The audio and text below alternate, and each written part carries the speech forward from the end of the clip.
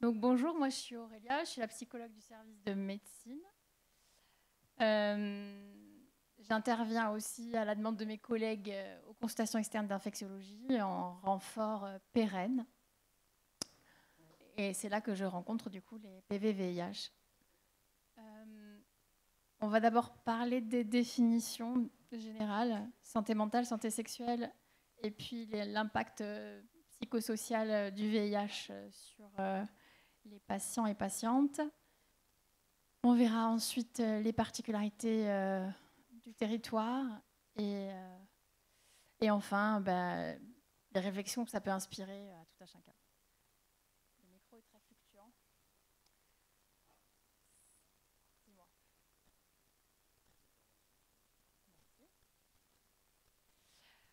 Donc la santé mentale, c'est un état de bien-être mental qui permet d'affronter l'adversité de la vie, de s'épanouir et de participer à la vie sociale. Elle fait partie intégrante de la santé. L'OMS dit souvent qu'il n'y a pas de santé sans santé mentale. Elle fait partie aussi des droits fondamentaux. Et ce qui est important de retenir, parce qu'il y a beaucoup de confusion dans la littérature franco-française, c'est que la santé mentale, ce n'est pas la psychiatrie lourde. Attendez, là, je viens de me connecter. Alors, je ne sais pas où je suis, mais je suis connectée. À Mayotte, Euh, y- bienvenue, caribou. là, je suis connectée. Mhm. Donc oui, la santé mentale a différencié de la psychiatrie lourde ou de l'absence de détresse psychologique ou de troubles mentaux ou encore pire, de maladie mentale. Donc, la santé mentale, c'est un domaine riche qui inclut et imbrique différentes sphères, les sphères individuelles, où on trouvera différents facteurs ou déterminants, donc biologiques, psychologiques et liés au parcours de vie, inclut lui-même dans des facteurs sociaux et économiques, et pris dans une sphère encore plus large, qui sont les facteurs sociétaux. C'est une vision qui permet quand même d'embrasser plusieurs dimensions et du coup d'offrir une image assez complexe de la santé mentale. La santé sexuelle, quant à elle, est un état de bien-être physique qui inclut donc, le respect, le plaisir, la sécurité, la confiance et l'absence de toute forme de violence. Elle est aussi basée sur les droits humains et droits sexuels. Ça, c'est encore une définition de l'OMS. Il ne faut pas confondre santé sexuelle et santé reproductive, et c'est vraiment important de les différencier. Ni même de réduire la santé sexuelle à la prévention des IST ou à la contraception ou à l'accès aux IVG. La santé sexuelle, c'est bien plus complexe et on va le voir. Donc, en France, dans la littérature actuelle, elle inclut quand même 6 grands concepts. Le plaisir, le consentement, la non-exploitation, l'honnêteté, le partage des valeurs, la protection des IST et des grossesses non désirées, elle-même déclinée en petites notions, on va dire, qui ne sont pas encore des concepts dans la littérature française, mais c'est bien dommage. Je vais quand même vous montrer ce qui est fait dans la littérature anglo-saxonne et qui est assez récent et je trouve un peu plus riche et intéressant. Donc ça, c'est Kirsten Mitchell, c'est une sociologue de la santé de l'Université de Glasgow qui s'est intéressée en post-Covid, comme beaucoup de gens, à la santé mentale et à la santé sexuelle. Donc elle a développé une partition qui ne correspond pas vraiment à mon approche, mais qui est intéressante dans le sens où elle inclut, vous voyez en bas, justice sexuelle, donc droit sexuel, citoyenneté sexuelle et sexualité positive, qui sont encore, hélas, dans la littérature franco-française, des notions très très vagues et très très floues, qui sont peut-être plus développées dans d'autres pays. Et elle développe particulièrement le bien-être sexuel avec tous les aspects susmentionnés. Voilà, donc on va garder ça à l'esprit. Au niveau de l'impact psychosocial, comme pour beaucoup de maladies chroniques, l'annonce diagnostique, c'est vraiment le moment charnière pour les patients et patientes. C'est un moment qui peut être un choc, on va le dire souvent, qui crée une sorte de rupture psychique, qui amène à un remaniement identitaire, avec tout un processus de redéfinition de soi, redéfinition du rapport à l'autre, modalités de réappropriation des espaces personnels, des espaces individuels, des espaces sociaux. Donc c'est vraiment tout un chamboulement assez profond. Et les patients et patientes sont aussi traversés par toutes sortes d'émotions. La honte, l'angoisse, la culpabilité, la colère, le sentiment d'impuissance et d'injustice. Et puis pour les PVVIH en tout particulier, la peur de transmettre ou d'avoir transmis. Un concept vraiment charnière, donc quand on prend les deux prismes, santé mentale et santé sexuelle, l'estime de soi pour les PVVIH, qui est décliné donc, en 4 axes principaux, la confiance en soi, l'amour de soi, la vision de soi et l'acceptation de soi. Alors, c'est pas en tant que tel qu'il faut vraiment s'y intéresser, c'est en termes psychologiques, on dira qu'il y a un effondrement des assises narcissiques. Bon, en fait, ce qui atteint, c'est vraiment le sujet dans sa possibilité de s'aimer, de se voir, de se définir et de modéliser un rapport à l'autre. Chez nos patients, par exemple, il y a beaucoup, patients et patientes, pardon, il y a un rapport, une incorporation très difficile. Le VIH, il peut être vécu vraiment comme un intrus, un hôte indésirable dans le corps du patient ou de la patiente, voire même parfois une désincarnation assez forte. Il y a aussi un mouvement inverse où le patient se sent une âme enfermée dans un corps malade qui ne lui appartient plus. C'est quand même des choses assez fortes. Et du coup, ça conditionne beaucoup donc, le rapport au corps propre, mais le rapport aussi au corps de l'autre. Et c'est de là que viennent les questions qu'on peut se poser sur la question donc, du désir et du plaisir dans le rapport à soi et le rapport aux autres. Là, on va aller plutôt sur... Donc, on a vu des généralités sur PV-VIH, santé mentale, santé sexuelle. On va commencer à voir ce qui s'esquisse ici à Mayotte. Donc, quel est le niveau d'exposition aux stresseurs, comme on dit, quel est l'environnement. Donc, à Mayotte, est-ce que vous pouvez enlever mon image qui ne sert pas à grand-chose, pardon, merci beaucoup.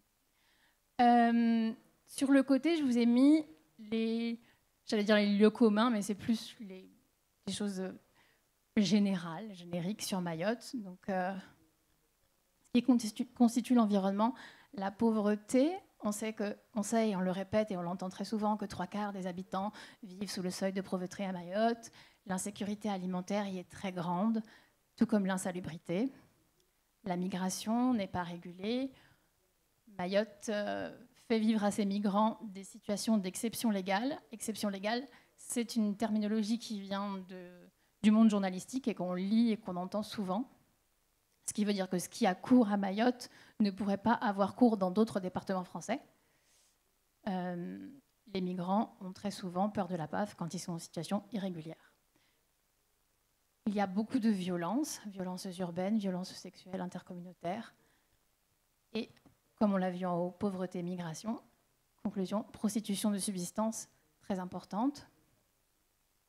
De l'autre côté, l'offre de soins est limitée, d'une part parce qu'elle est centralisée sur le Grand Mamoudzou en général, que l'accès est restreint parce que la mobilité elle-même est restreinte et que l'offre est restreinte. Mais en plus de ça, il y a à Mayotte une absence d'AME et une absence de pass. Le tissu associatif, on l'a déjà assez répété, est peu dense. Et du coup, le support social est quasi inexistant, oui. En tout cas, très précaire. Et les choses qui vont impacter le plus frontalement quand même notre population, les PV-VIH, la stigmatisation en lien avec la société conservatrice et l'insularité. Ces 3 facteurs vont vraiment impacter grandement. Donc la stigmatisation va conduire au rejet, à l'abandon, à la persécution, à la discrimination. Ça, c'est vraiment des choses que nos patients, patientes rapportent très souvent en entretien. On a vraiment des situations très, très difficiles, du fait de l'insularité aussi, mais de la société. Donc, société conservatrice avec un jugement moral important, religieux, beaucoup de tabous, peu ou pas d'éducation sur la sexualité, et encore moins sur le VIH, qui est encore ici très souvent, même trop souvent, confondu avec le sida, on l'a déjà dit aussi. Et l'insularité crée beaucoup de tensions, beaucoup de promiscuité, un manque criant d'anonymat, et du coup met en péril aussi la confidentialité qu'on est censé assurer auprès de nos patients, et est renforcée par un communautarisme extrêmement intrusif. Donc, il nous arrive d'avoir des situations où les patients-patientes ont été pris en charge par des collaborateurs suite à un événement de rejet par des membres de famille ou du voisinage. Le diagnostic a été révélé publiquement pour mettre en difficulté le patient ou la patiente. Et donc s'ensuit toute une série de discriminations et puis un anonymat qui est précaire. Voilà. Donc ça met vraiment tout le monde en difficulté dans des prises en charge complexes.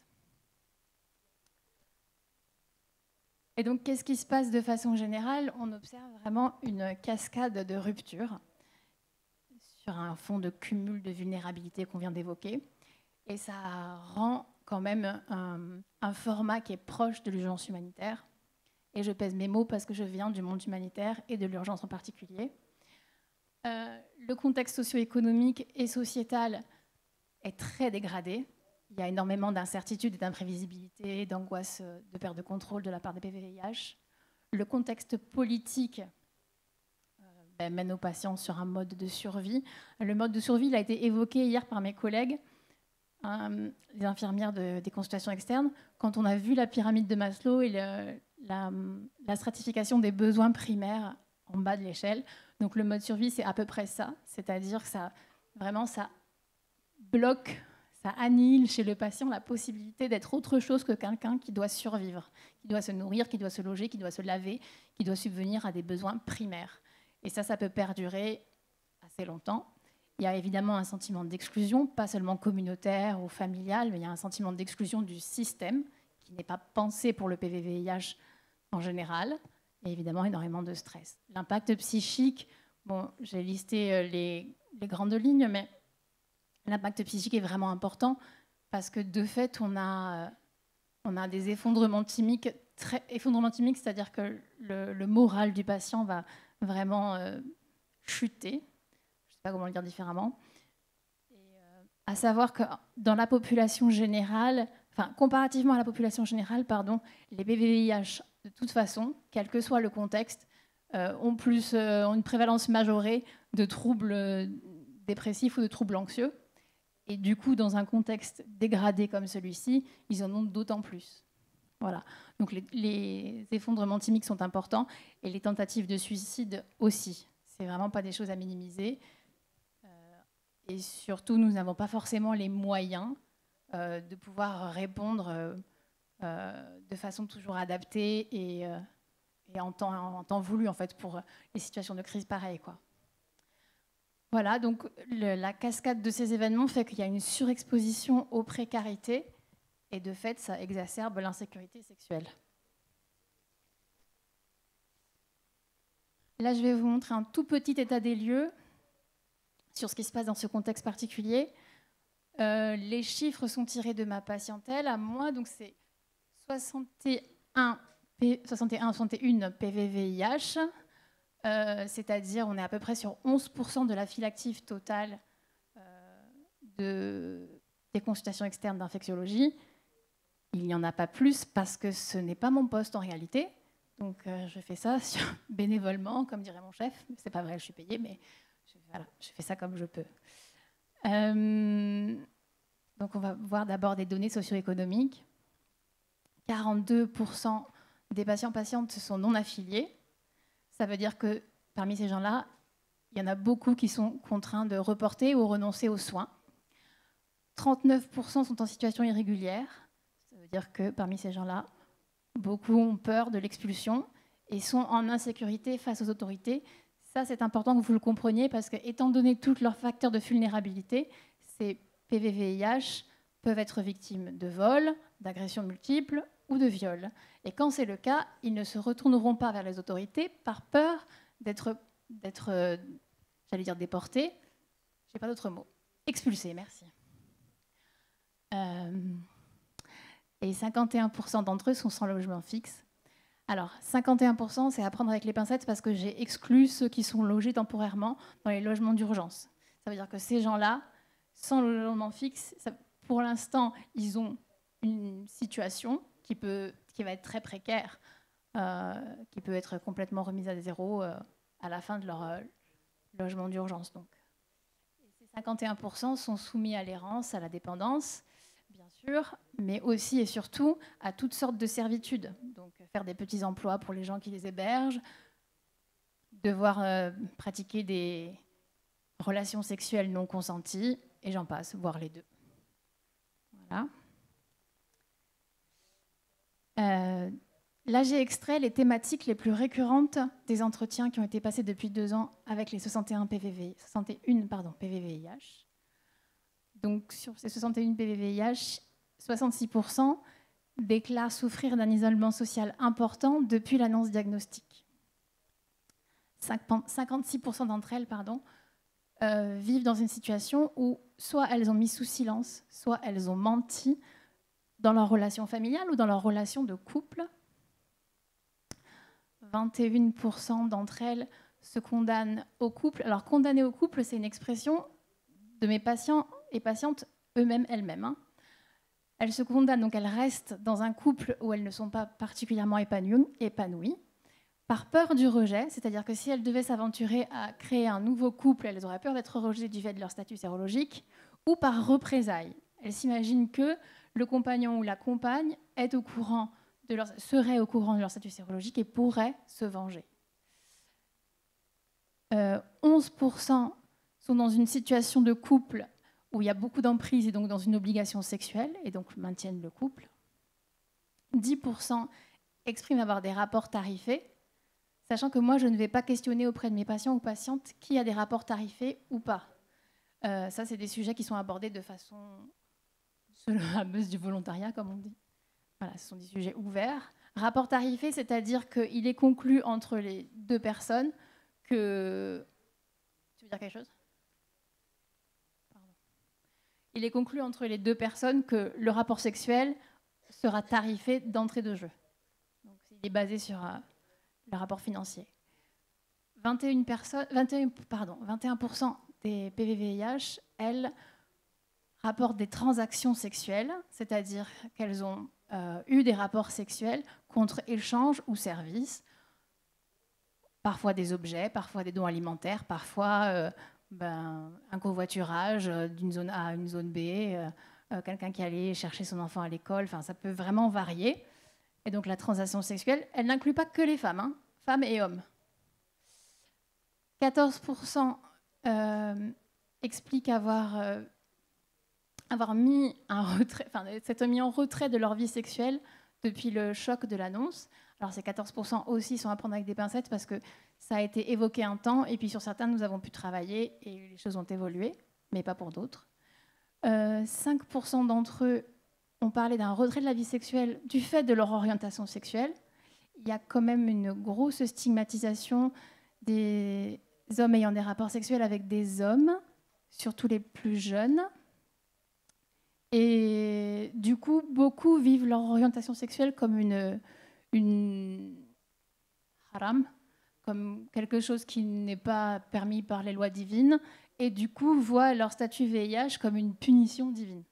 Donc souvent, ils peuvent dire qu'ils vont se retirer de la vie sexuelle parce que de toute façon, ils sont impurs et qu'ils n'ont rien à faire dans les relations sexuelles telles qu'elles leur sont proposées par la vie, puisqu'ils ont du désir pour le sexe interdit. Et seulement 5% de mes PVVIH parlent librement de leur épanouissement sexuel. Voilà, ça c'est mes petits pourcentages. Donc qu'est-ce qu'on peut faire de tout ça ? Alors moi je ne suis pas partisane des grands chamboulements RH, allons mettons des sexologues, non, je n'y crois pas du tout. Moi, je pense qu'il y a un plan d'action, une stratégie ONU-SIDA qui date de 2016-2021 et un plan d'action santé mentale de l'OMS qui date de 2013-2020, donc il commence à dater. Je sais que l'ONU ne reconnaît pas encore Mayotte officiellement, mais l'OMS, si. Et du coup, ce plan, qui est donc une proposition d'action concrète avec des axes précis et donc qui qui existe, qui est là, qui est imprimé. Je vais vous le lire quand même, parce que c'est intéressant. La première chose qu'il propose, c'est la couverture de santé universelle basée sur un principe d'équité. C'est assez clair, je trouve. Le respect des droits humains, selon la Convention des droits de l'homme, de la femme, de l'enfant. Des meilleures pratiques qui prennent en compte les considérations culturelles, locales et communautaires. Une approche basée sur le parcours de vie et un intérêt pour la bonne qualité de vie. Une approche multisectorielle. L'égalité des genres. Alors les genres, c'est tous les genres, ce n'est pas que le genre féminin ou masculin. Afin de mettre fin à toutes les formes de violence et de discrimination. Et enfin, une fois que tous ces objectifs seront atteints, l'autonomisation des PV-VIH. Voilà. Afin de connaître leurs droits et d'accéder aux services juridiques et légaux, et afin de prévenir et de s'opposer aux violations des droits de l'homme, y compris la criminalisation et la législation, les politiques et pratiques discriminatoires. Voilà. Mais bien sûr, ce n'est qu'un texte. Donc en pratico-pratique, qu'est-ce qui, selon moi, pourrait être fait ? Moi, ce que j'aimerais, c'est que le CHM et les consultations externes d'infectiologie aient la chance de participer à VESPA 3 Drôme, ce pourquoi nous travaillons, nous œuvrons. Alors, VESPA 3, pour ceux qui ne connaissent pas, c'est une enquête sur la qualité de vie des PV-VIH. Celle-ci serait spécifique au Drôme. C'est vraiment pour décrire les conditions et la qualité de vie. Donc, ça rentre dans tous les détails. Et vous avez une petite définition. Et ce serait vraiment intéressant pour nous parce que ce serait la base d'une réflexion chiffrée, et à la fois quantitative et qualitative, surtout qualitative. C'est Lise Cusin du CH de la Martinique, que je remercie infiniment d'essayer de fédérer tout ça. Et donc nous avons déposé le projet et pardon, je ris, mais c'est plus nerveux. Comment s'appelle-t-il déjà ? Le rapporteur se demande, parce que le projet a été refusé pour l'instant, donc le rapporteur se demande, mais pourquoi Mayotte ? Donc j'espère qu'il a une partie de la réponse. Et d'ailleurs, une partie de la réponse, c'était hier aussi, puisque les états généraux des VIH n'avaient qu'un seul patient sur Mayotte. Bon, voilà, moi, je trouve que ça pose question et c'est assez clair qu'il y a quelque chose à faire et qu'il y a des questions à se poser, mais peut-être c'est pas évident. Donc, moi, je suis là pour discuter avec le rapporteur et tous les autres rapporteurs, s'ils veulent, sur la pertinence d'un travail en commun. Ah pardon, j'ai oublié de te dire, je suis désolée. À propos des pourcentages que j'ai proposés tout à l'heure, j'ai exclu volontairement la question des agressions sexuelles, des viols, parce que j'estime qu'en 15 minutes de présentation vite fait, c'est assez indigne d'aborder ce sujet et que surtout, ça demanderait d'avoir des données plus fines et plus recherchées en collaboration avec tous les acteurs de terrain, pas que les acteurs intra-CHM, l'UMJ, l'obstétrique, tout ça. Non, vraiment, avoir l'ACFAV, avoir Mlési, voilà, avoir tous nos acteurs pour parler de ça et donner un état des lieux plus propre et riche. Voilà, je vous remercie.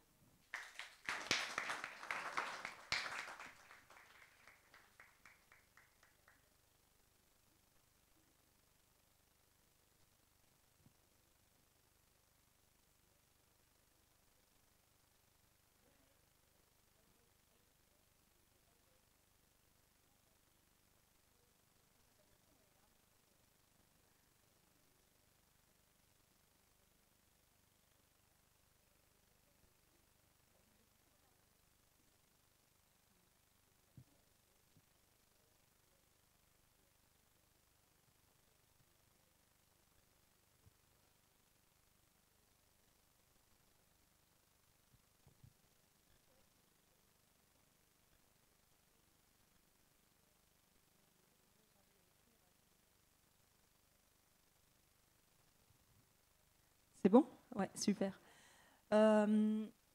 Est-ce que tu as le projet, ou même que tu le fais, de faire des gaps, mais entre les personnes ? Oui, entre les patients, en fait. C'est repositif. Comme hier, je pense qu'il y avait un intervenant qui proposait ça, ou au NUSIDA, je ne me rappelle plus, qui proposait en fait des gaps, mais pour les personnes. Ah, pardon. Des groupes de parole pour les personnes qui sont contaminées par le VIH.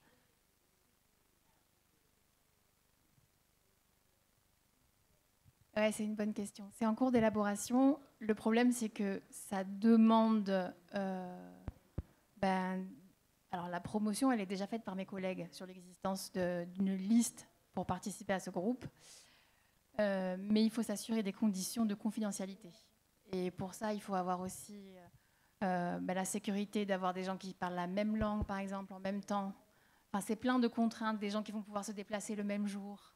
Il y a plein de contraintes logistiques. Trouver un lieu qui est déstigmatisé. Parce que alors le CHM est immense, hein, mais trouver une salle pour faire des groupes de parole, c'est très compliqué. C'est très ironique ce que je dis. Mais ça demande quand même une logistique assez complexe. Mais oui, c'est un projet que je m'étais fixé pour cette année. T'as d'autres suggestions ?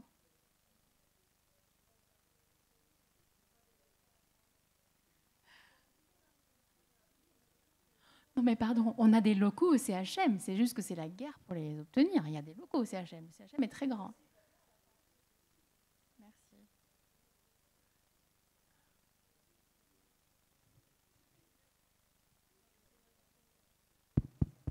Est-ce qu'il y a une autre question ? Merci pour la présentation. Du coup, vous avez parlé d'une offre limitée et de différentes ruptures. Je voulais savoir, l'offre limitée, quelles conséquences elle a comme rupture dans le parcours de prise en charge. Qu'est-ce que ça induit dans le parcours de prise en charge, le fait d'avoir l'offre limitée ? Alors, la prise en charge, moi, de mon point de vue, elle est basée au CHM. C'est-à-dire que s'il n'y a pas d'offre adéquate au moment où le patient arrive, ou la patiente, pardon, arrive enfin jusqu'au CHM de Mamoudzou pour trouver ce qu'il cherche, quel que soit ce qu'il cherche, il y a une rupture en fait. Il y a une rupture et il y a une perte de temps, il y a une perte d'argent. Il y a sûrement aussi, ça entérine le fait que la prochaine fois, le patient ou la patiente fera la même chose parce que ça n'a servi à rien cette fois-là. Et ça a mis en difficulté plein d'autres aspects de sa vie personnelle, sa vie professionnelle. Voilà. Et en fait, c'est tellement précarisé, c'est pour ça que je parle vraiment des urgences humanitaires, parce qu'on est tellement sur quelque chose qui s'effrite en permanence sous les pieds des PVVIH, que quand ils arrivent à choper quelque chose, c'est plus de la chance que quelque chose qui va pouvoir se reproduire et se pérenniser. D'accord. Est-ce que tu as répondu ? Oui. Oui, merci.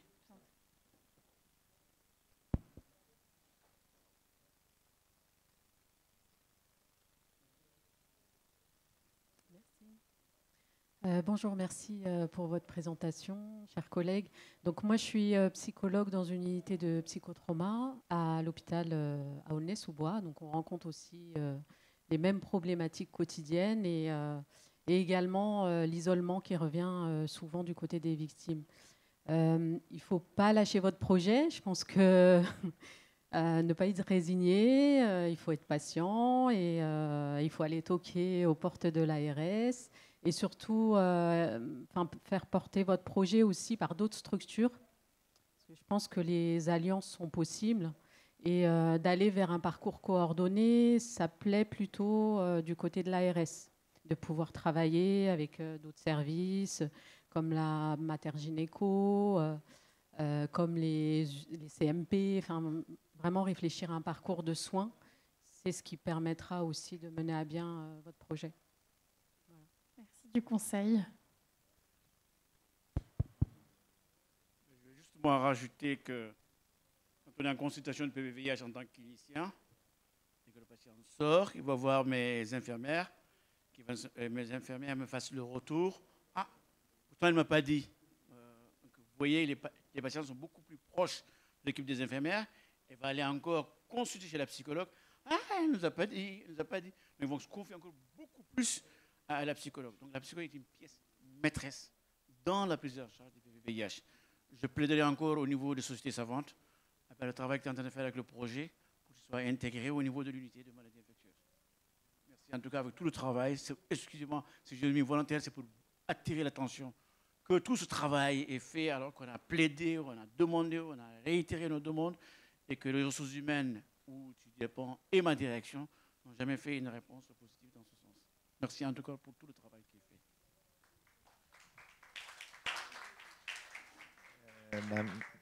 Pareil, merci pour cette belle présentation et des belles diapositives aussi, bien recherchées.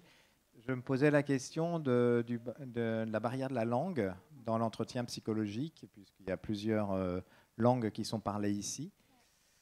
Comment c'est possible avec un interprète de faire un entretien psychologique? Est-ce qu'il y a des particularités? Oui, il y a des particularités, bien sûr, à la prise en charge en santé mentale des patients avec interprète. On a la chance d'avoir 2 interprètes. Donc, il y a Sainte qui parle Kirundi, Kinyarwanda et Swahili. Et puis, on a Betty qui parle malgache. Et ça m'aide vraiment. Il y a des particularités dans le fait où c'est important de mettre au préalable avec les interprètes à plat les thématiques qui peuvent être abordées et la difficulté que ça peut représenter pour elles. En l'occurrence, c'est des femmes, donc je dirais elles. Qu'on fait des débriefings après, bien sûr, les entretiens, parce qu'il peut y avoir des choses très lourdes qui ont été abordées. Moi, ce que j'aime bien avec mes traducteurs, traductrices, alors au début, c'est pas possible, mais au bout d'un moment, qu'on a pris une routine de travail, il y a un format.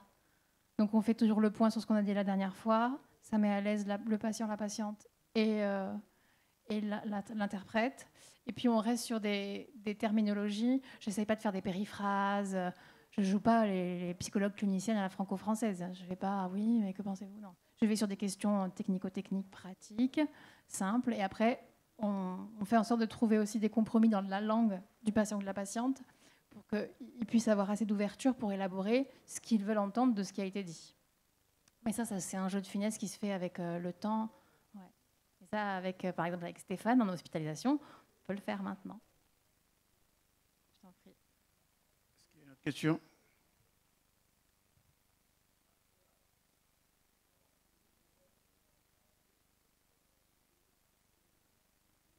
Merci. Bonsoir. Bonsoir. Donc, je voulais juste partager un peu notre expérience en Martinique. Donc, en 2012, après ma dernière et énième tentative de suicide, je me suis retrouvée hospitalisée à l'unité anxiété-dépression résistante, donc avec un groupe de femmes. Et parmi elles, il y avait une jeune femme qui était victime d'inceste par son frère et qui n'en avait jamais parlé au psychiatre, au psychologue, qui la traitait pourtant depuis non, comme on dit chez nous. Et les médecins qui nous suivaient toutes nous ont proposé de mettre en place des groupes de pairs, donc des groupes de parole pour nous, entre nous. Et c'est ce qu'on a fait en mettant en place, du coup, l'AMVI, on va dire, un an après. Quand je vous ai entendu dire que vous n'avez pas intégré les victimes de violences sexuelles dans les chiffres là, dont vous avez parlé, j'ai envie de vous dire que peut-être que ces victimes-là, elles sont déjà là et que c'est pas parce que les patientes ne partagent pas sur certains pans de leur vie que leurs traumatismes ne sont pas là. Et nous, ce que les médecins nous ont proposé de mettre en place, comme ils savent qu'ils travaillent 40 heures, 70 heures par semaine et que nous, on vit 24 heures sur 24 avec nos troubles, ils nous ont proposé effectivement de mettre en place nos propres groupes de parole en nous attribuant effectivement une salle gratuite au sein de l'hôpital à des moments où ce n'était pas occupé par des professionnels, donc le samedi après-midi. Donc, ma question, c'est est-ce que dans vos propositions d'aide, d'accompagnement en santé mentale pour ces patientes, vous leur proposez des actions comme ça, d'empowerment, de prise en charge d'elles-mêmes par elles-mêmes? Alors déjà, merci pour votre question. Je vais clarifier un point. Je n'ai pas mis dans les pourcentages les violences sexuelles, les agressions sexuelles, pardon. Les violences sexuelles sont mentionnées.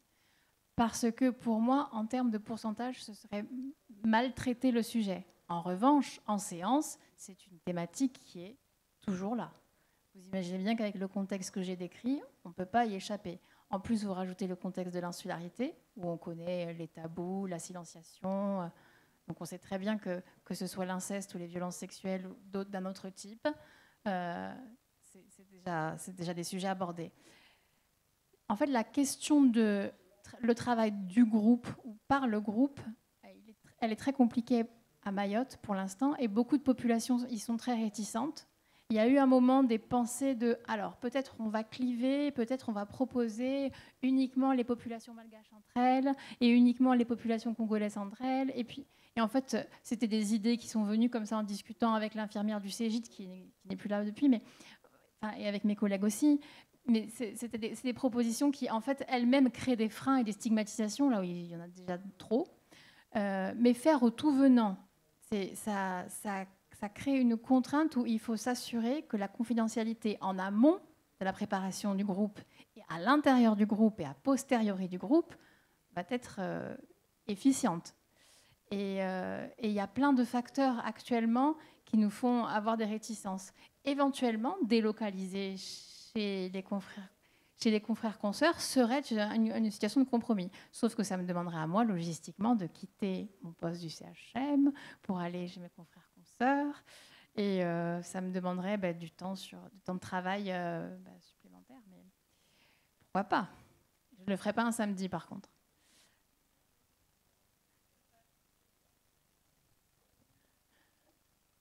Une autre question?